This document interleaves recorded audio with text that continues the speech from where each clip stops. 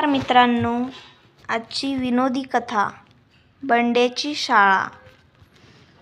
बंड्या नावाचा एक हुशार पण खोडकर मुलगा होता.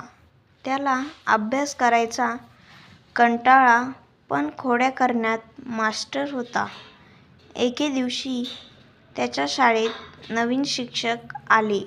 ते फार शिस्तप्रिय होते. शाळेत आल्यावर त्यांनी वर्गात विचारले, कोणता विद्यार्थी सर्वात शहाणा आहे?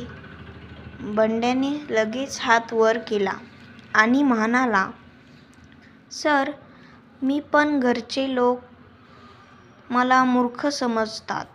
शिक्षक हसले आणि पुढे विचारले, बरं, सर्वात आळशी कोण आहे?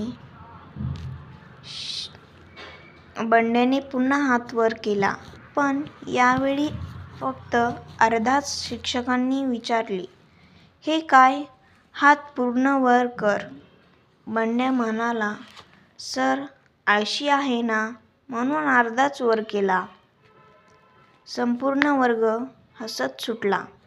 बंड्याची हुशारी समजली आणि त्यांनी त्याला सांगितले, अशीच हुशारी अभ्यासात लाव तर मोठा माणूस होशील.